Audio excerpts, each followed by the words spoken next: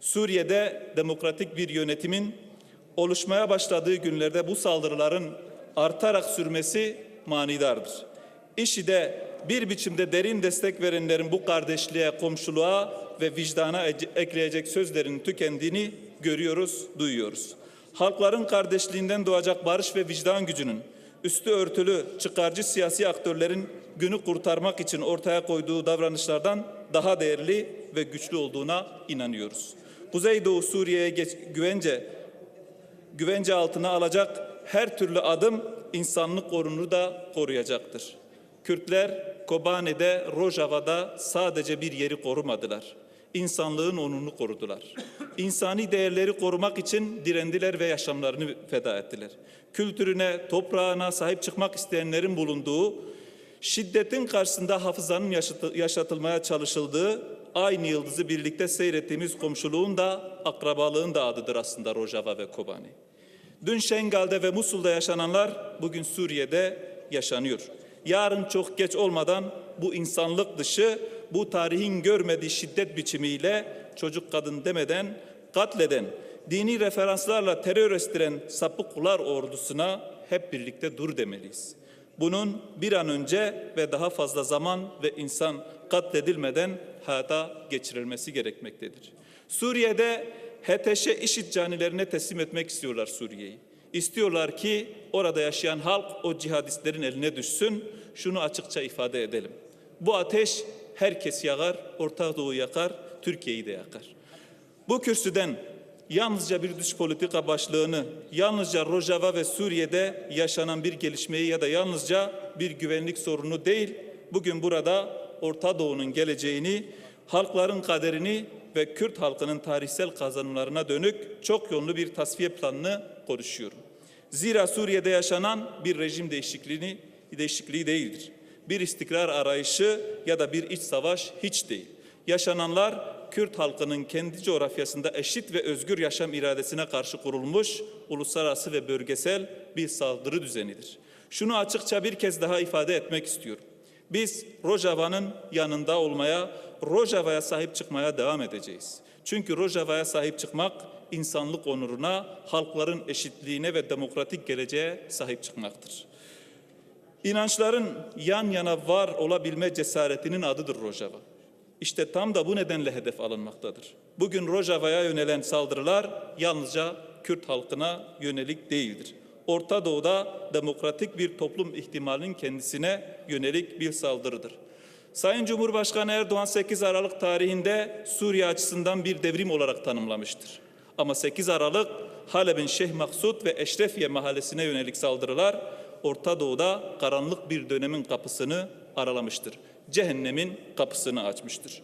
Dün uluslararası terör listesinde yer alan, kadınları köle pazarında satan, inançları yok eden, halkların iradesini kılıç zoruyla bastıran yapıların bugün şehirleri ele geçirmesine devrim demek siyasi bir hafıza kaybı değil, bilinçli bir çarpıtma olsa gerek.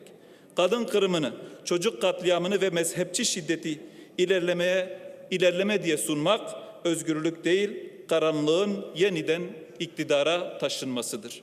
Dünyanın ve tüm insanlığın lanetlediği terör örgütü olarak kabul ettiği yapıların Rojava'ya yönelik yürüttüğü katliamlara devrim diyorsanız sizin özgürlük anlayışınız yalnızca Kürtlerin kazanımlarını yok etme başarısına endekslidir.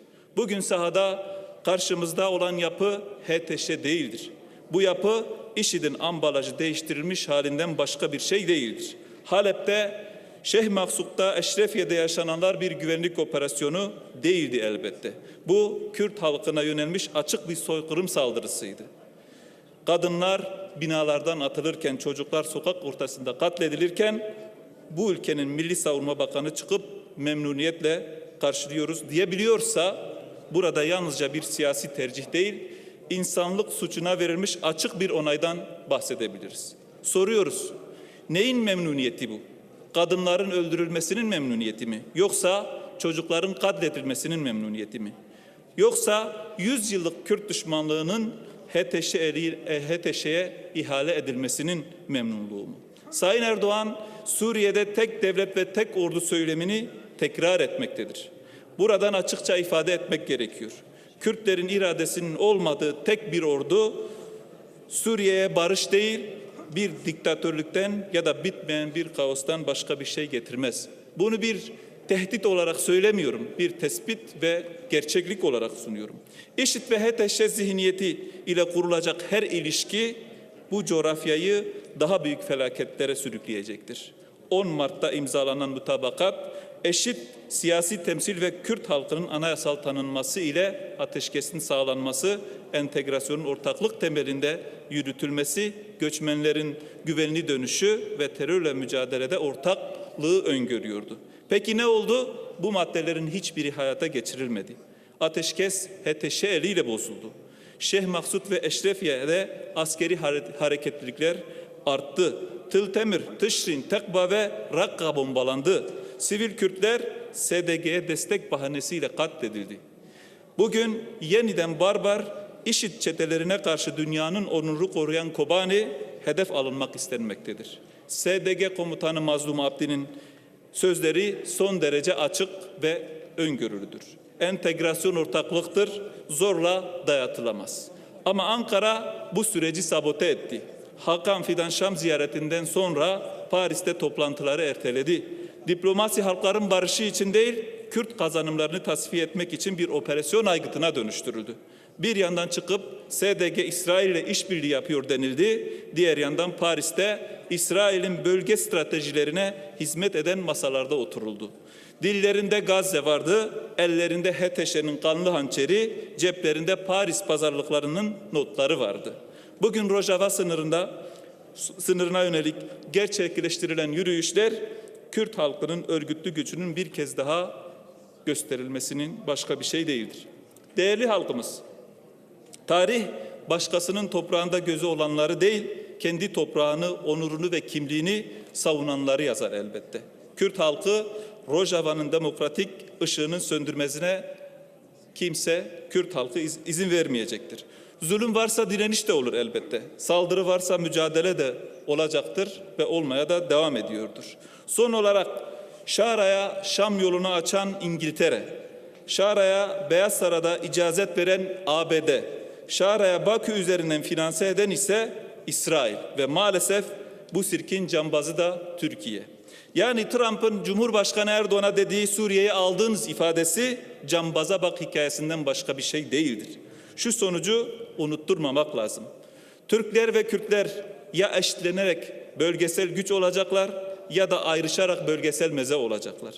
Türkiye, Kürtler olmazsa vasat bir Orta Doğu ülkesi olarak kalacak. Türkiye, Kürtleri kazanmazsa eğer Türkleri de kaybedecektir. Kürtler bu ülkenin ya zayıf karnı olarak kalacak ya da güçlü yanı olarak kalacaklar. Türkiye artık Kürtlerin de devleti olmalı. Ahi Merdan Hazreti Ali'nin dediği gibi mazlumun zalimden öcünü aldığı gün şüphesiz zalimin zulüm ettiği günden daha çetin olacaktır.